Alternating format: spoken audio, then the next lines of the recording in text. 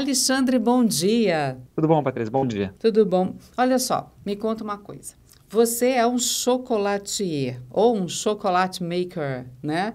Ou seja, você é Exatamente. especializado em chocolate, você cria doces e sobremesas à base de chocolate. Como é que essa delícia apareceu na sua vida dessa forma? Pois é, eu sou bisneto de cacauicultor. Então, minha Uhum. família tem fazenda de cacau em Linhares desde os meus bisavós, bem antes de eu existir. E de uns 9 anos para cá, a partir de 2016 mais ou menos, a gente começou a fazer chocolate com o nosso próprio cacau, com o cacau da nossa fazenda mesmo. Uhum. E é isso, você era criança? Seus avós já faziam? Não, quando eu era criança, a gente tinha fazenda de cacau, e o que minha avó fazia é o que o pessoal em Linhares, o pessoal sul da Bahia chama de cocada de cacau, Hum. que é o mais próximo de chocolate que você consegue fazer em casa, que é pegar a semente de cacau, moer, misturar com açúcar na panela. Isso meus avós faziam. Mas o que os meus avós faziam muito bem, que a gente continua fazendo, é o cacau especial, o cacau selecionado. Hum. Porque o cacau, para ele virar chocolate, não é. Acho que muitas das pessoas que estão ouvindo a gente conhecem o fruto cacau, né? Que tem aquela Uhum. polpa branca deliciosa e aquela semente. Mas aquela semente tem que ser fermentada de uma forma correta e depois ela tem que secar ela na barcaça, que é bem legal o processo, para depois torrar e fazer o chocolate. E esse processo de fermentação que faz assim, que faz toda a diferença, isso meus avós já faziam bem feitos. Uhum. Existem variedades de cacau diferente? Por exemplo, café a gente tem arábica e conilon. Existe também variedade de cacau? Um é melhor para chocolate, o outro não. Tem isso? Existem variedades, não chega a ser a diferença de família, como é Uhum. o do café, né? Que é o arábica e o conilon, eles são assim, são realmente plantas diferentes. Mas o cacau tem subespécies diferentes, que Uhum. seriam o pH 16, CCN 51, PS 1319.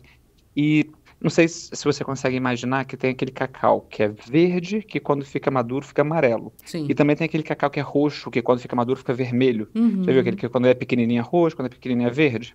Ali Uhum. já mostra assim, diferenças que existem dentro da planta. Mas se for falar de famílias diferentes, tem o cupuaçu, que é primo do cacau. Que é Theobroma cupuaçu e Theobroma cacau. Em termos de sabor, você pega a semente para fazer o chocolate, né? Muda a polpa e Isso. muda o sabor da semente ou não? Muda sim. A polpa já vai mudar, porque tem variedades de cacau que são mais cítricos, variedades de cacau que são mais doces. E essa polpa, quando faz a fermentação da semente, ela já influencia, porque dependendo do quanto de açúcar essa polpa tem, gera mais álcool na fermentação. E a própria semente também tem um sabor diferente, e que aí, junto com a polpa, com a fermentação da polpa, transforma o sabor. E uma outra coisa ainda que altera o sabor é o terroir, né? Uhum. Da onde vem esse cacau, onde é o terreno que esse cacau está plantado, com toda a sua, né, quanto de chuva pega, quanto de calor pega, quanto de sol, e também quais são as outras plantas que estão junto ali, outros animais, porque o cacau aqui do norte do Espírito Santo, Linhares, da nossa fazenda e de muitas outras, é o que a gente chama de plantação em cabruca, né, que é dentro da Mata Atlântica, junto com várias outras espécies de planta. Uhum. Bom, a gente sabe que você também fabrica o seu chocolate. Vocês têm uma loja em Jardim da Penha, né? Que é a Ana Bandeira, não é Uhum. isso? Isso. A Uhum. gente tem a nossa loja em Japan, a Ana Bandeira Chocolate. A gente tem uma loja nos Estados Unidos, a Ana Bandeira Chocolate também, em Ah, Northampton, em Massachusetts. aí eu te pergunto, para o chocolatier, dá para escolher o cacau que ele vai fazer o chocolate? Eu sei que o de vocês vem da fazenda para o tablete, né? Isso é bem interessante. Então, Uhum. você já planta aquilo que você acha que é melhor de acordo com o seu paladar? Como é que funciona essa escolha? Exata- Exatamente. Assim, a grande indústria do chocolate, eles não podem escolher muito. Eles nem compram cacau de produtores. Eles compram massa de cacau e manteiga de cacau de Moageiras, que são grandes Hum. empresas internacionais, assim, são bem grandes mesmo. Geralmente tem três no mundo todo, que compram todo o cacau do mundo, cacau da Venezuela, cacau do Brasil, cacau do Equador, principalmente Costa do Marfim, Gana, Nossa, mistura torra esse tudo. cacau, mistura tudo, torra, moe, separa por categorias, tipo um, tipo 2, tipo 3, assim, de acordo com quanto de mofo tem, quanto de bicho tem, e aí faz blends e vende.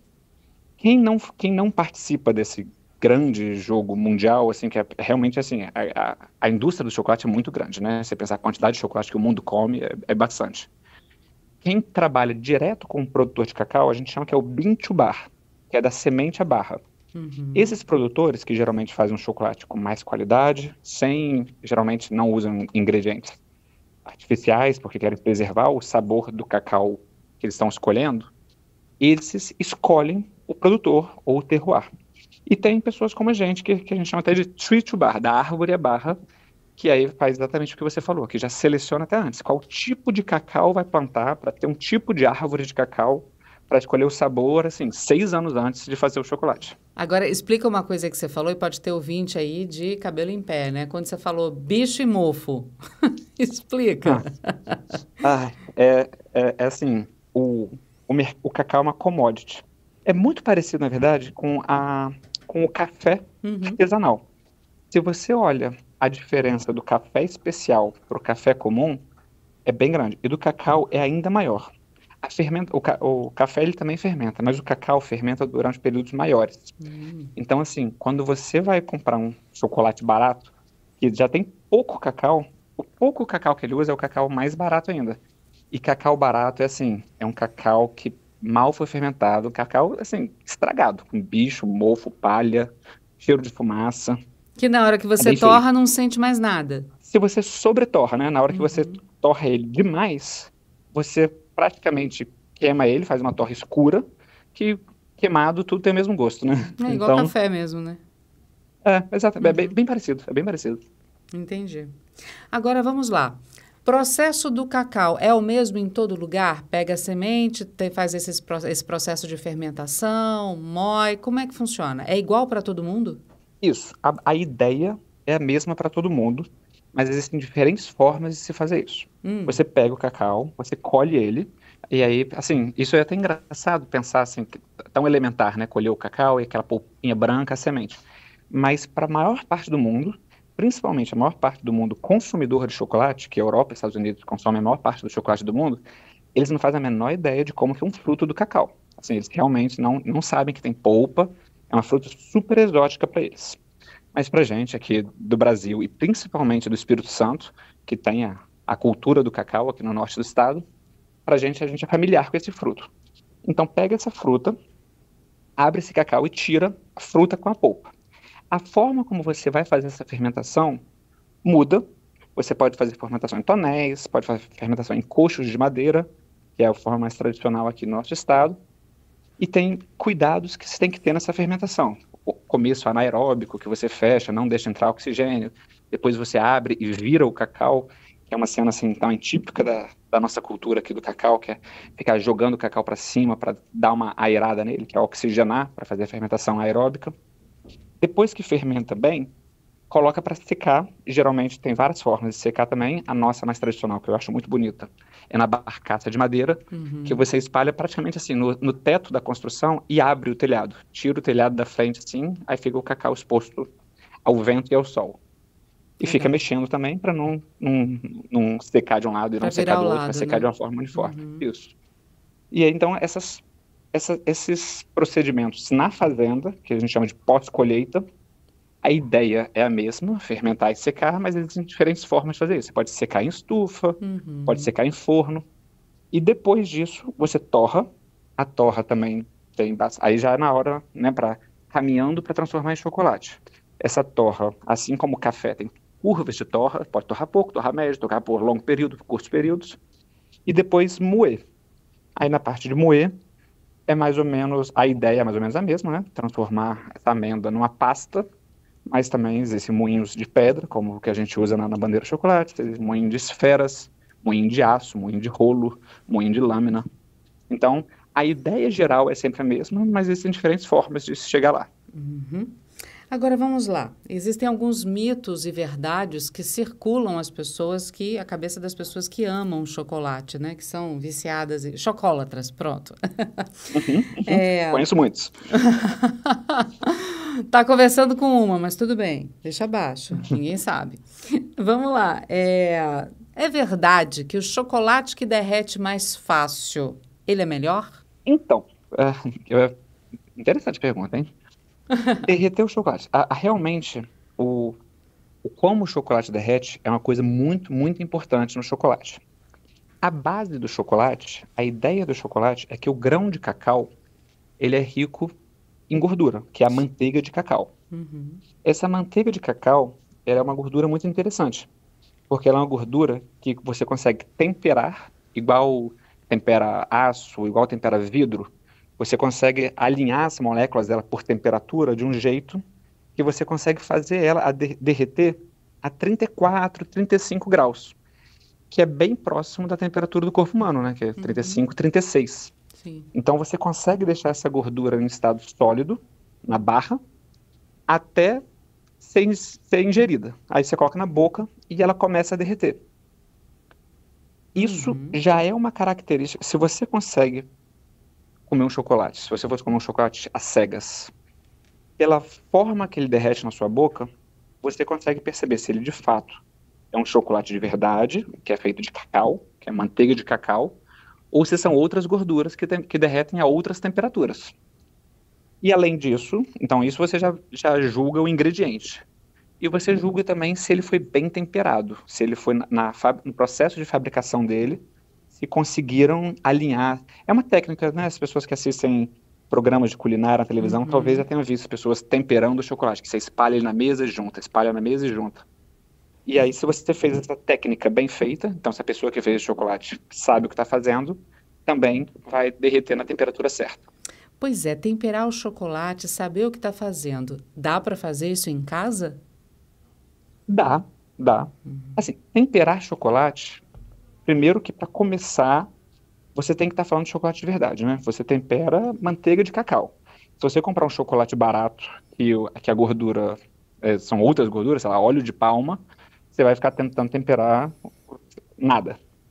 Então, primeiro, você tem que ter um ingrediente bom, um chocolate de qualidade, um chocolate com alto teor de cacau e, preferencialmente, como a gente conversou ali agora há pouco, com um cacau de qualidade. Uhum. Tendo esse ingrediente de qualidade, não é não é um bicho de sete cabeças temperar chocolate, não. A gente, na Bandeira Chocolates, a gente tem várias máquinas para isso, porque a gente busca, assim, perfeição e em grande quantidade ainda. Mas o que você precisa ter é técnica e um termômetro. Entendi. Para quem tem muita prática mesmo, já e faz repetidas vezes o mesmo processo, nem termômetro mais usa, pela mão mesmo já sente. Aí outra pergunta que as pessoas se fazem: esses chocolates que vocês compram em barras grandes no supermercado para fazer uma cobertura de bolo, esses chocolates são de qualidade, são bons? Então, a maioria, principalmente aqui no Brasil, não. O Opa. Brasil, ele facilitou muito a legislação para chocolates de baixa qualidade. Uhum. O Brasil tinha uma legislação mais rigorosa com chocolate e desde 2002 que afrouxou muito a legislação. Isso é uma diferença que fica muito clara para quem viaja para o exterior. Se você compra um chocolate barato, um chocolate chapa branca, assim, sabe? Você vai num supermercado na Europa e compra o chocolate do supermercado, não é nem a marca de chocolate, é uma marca assim totalmente desconhecida. O brasileiro já fica, nossa, esse chocolate é muito melhor do que o brasileiro, porque o mínimo exigido pela lei europeia é muito mais rigoroso do que o mínimo exigido pela lei do Brasil. Então, na verdade, a gente fica até numa posição estranha aqui no Brasil, porque como a Uhum. gente produz o próprio cacau e a gente tem cacau de qualidade, a gente tem chocolates aqui no Brasil de muita qualidade, né? O chocolate Mint Bar tem várias marcas no Brasil, não só na Bandeira Chocolates, tem outras marcas muito boas também. Então, aqui no Brasil, a gente tem os extremos. A gente tem chocolate muito bom e chocolate muito ruim. E na Europa, geralmente, é mais tudo condensado no meio. A lei obriga que eles sejam tenham todos um mínimo de qualidade, e também é difícil encontrar muito, muito bom neles, assim, o top, porque eles não têm o controle da produção de cacau, né? Então, como eles sempre compram cacau importado, e principalmente cacau de países africanos que não têm tão boas práticas como o Brasil, principalmente o norte do Espírito Santo tem, eles não, então eles ficam mais no meio, assim, a qualidade é mais padrão, e no Brasil existe uma gama, assim, desde chocolate, que eu nem chamaria de chocolate, porque tem, assim, pouquíssimo cacau e vários produtos químicos, até chocolates super especiais. Uhum. Chocolate branco, mitos e verdades. É manteiga de cacau? É parafina? O que que é o chocolate branco? Então, essa também entra nessa, o que a legislação permite chamar de chocolate branco. Para mim, chocolate é doce de cacau. Então, eu chamo chocolate branco de chocolate se ele for feito de cacau. Agora, se ele for feito de óleo de palma ou qualquer outra gordura que não seja de cacau, e depois só colocado um aromatizante sabor cacau, aí não é chocolate, né? Uhum.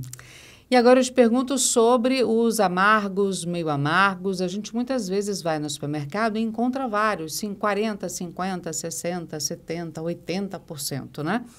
E vai Aham. nos chocolatiers, né?